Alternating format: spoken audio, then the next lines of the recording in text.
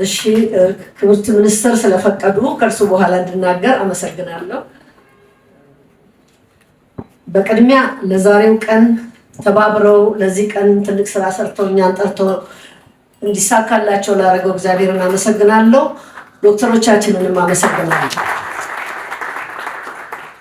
ክብርት ዶክተር መቅደስ ዳባ የጤና ጥበቃ ሚኒስቴር ሚኒስትር፣ ክቡር ዶክተር ደረጀ ድጉማ የጤና ጥበቃ ስቴት ሚኒስትር ወይም ሚኒስትር ዴታ፣ ዶክተር አህመድ ረጃ የዶክተርስ አላያንስ ቦርድ ሊቀመንበር፣ ዶክተር ኤልሳቤጥ ብርሃኔ ከሁሉም በላይ የሁሉም መሪ የሁሉም መሰረት የሁሉም ተስፋ በመሆን እዚህ ስላደረሱ ስለተገኙ ሪኮግናይዝ አደርጋለሁ። አመሰግናለሁ።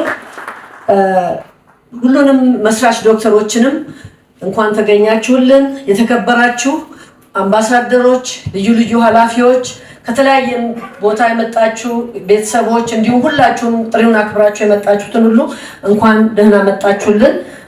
ዛሬ እዚህ በመገኘቴ በጣም ደስ ብሎኛል። እንዲያውም ስለረፈዱ ጥዬ ልሄድ ነበር፣ እንኳን ያልሄድኩ በጣም ነው ደስ ያለኝ። አመሰግናለሁኝ።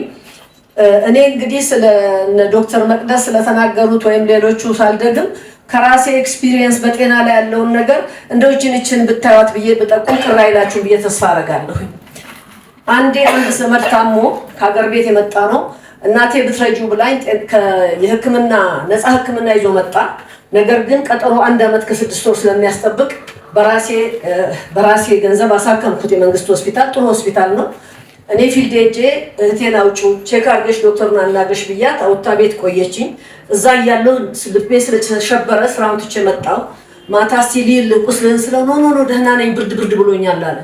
ጠዋት ሹፌር አልነበረኝም። ወጣ ብዬ ሳላያው ብዬ ስመለስ ከአልጋው ጋር በር ጋር ደርሷል፣ ደሙ እየፈሰሰ በነበረኝ ንቃት እንትን መጥራት አልመጣልኝም አምቡላንስ።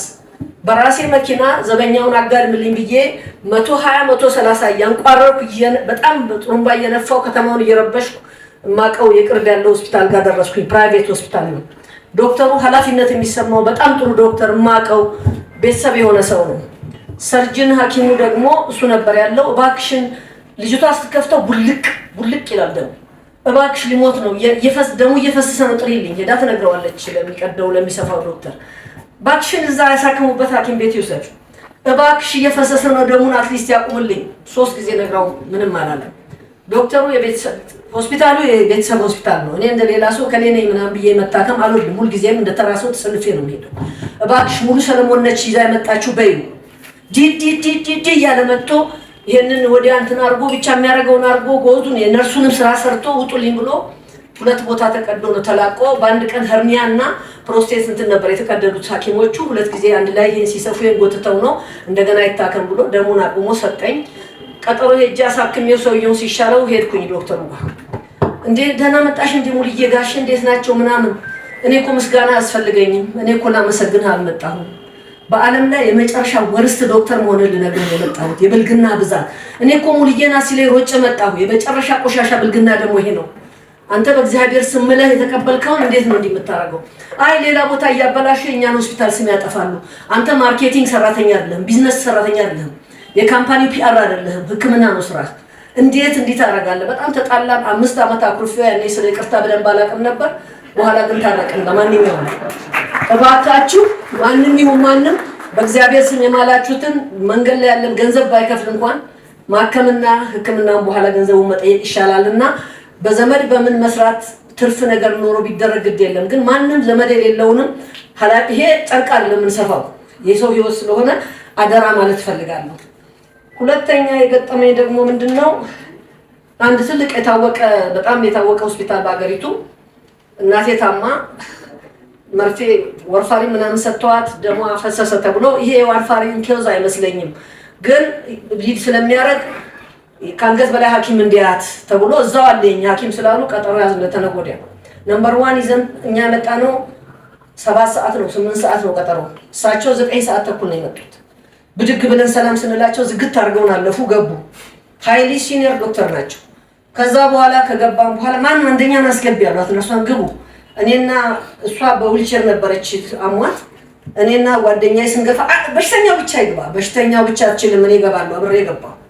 ባክግራውንድ ልንገሩት የምን ባክግራውንድ ነው አልፈልግም ምንድነው እሺ ታዲያ እንዴት ላድርግ እንደዚህ እንትን አሁን የሚሰማውትን ብቻ ይናገሩ እሷ ስትናገር ይቆጣል ጠረጴዛው እንደበደልኩና ዶክተር እርሶ ህክምና ያስፈልጎታል እናቴም ማከም አይችሉም በምክንያት ነው በሽተኛ የሚቆጡት ምን ሆነዋል አሞታል እንዴ ተቆጣው እንዴ አዎ በጣም ተቆጡ እንዴት ነው እንደዚህ የሚያረጉት ተቆጥቻለሁ አዎ በጣም ነው የጮሁባት እኮ ምልሳሉና ኖርማሊ አክሟት ሸኙኝ ማለት ነው ከዛ አስተዳዳሪው ጋር ሄድኩና ባክን ዶክተሮቻችን ጫና ይበዛባቸዋል ከዛ ከመንግስት ሆስፒታል ተሯሩጦ በታክሲ ወይ በመኪና በትራፊክ ጃም መጥተው ሳያርፉ ቀጥታ ነው የመጡት እዚች ጋር በእኛ ካርድ ላይ በዋጋው ላይ ጨምሩና አንዱን ክፍል ሻይ ቡና ትንሽ ሶፋ ትንሽ ወንበር እንድች ያዘጋጁና ገባ ብለው ተንፈስ ብለው 10 ደቂቃ አርፈው ሻይ ምናምን ቡና በነፃ ምግብ ከፈለጉ ትንሽ ከፍለው ቀምሰው እንዲገቡ ትንሽ ጫናቸውን አራክፎ ቢገቡ አልኩት እሺ አለ በአመትም በሁለት አመትም ቤት አልተደረገም እና ትንሽ ሐኪሞቹ ሌላ ጋም ሰርተው ሲመጡ ፋታ ተንፈስ የሚሉበት ጭንቀታቸውን የሚያራግፉበት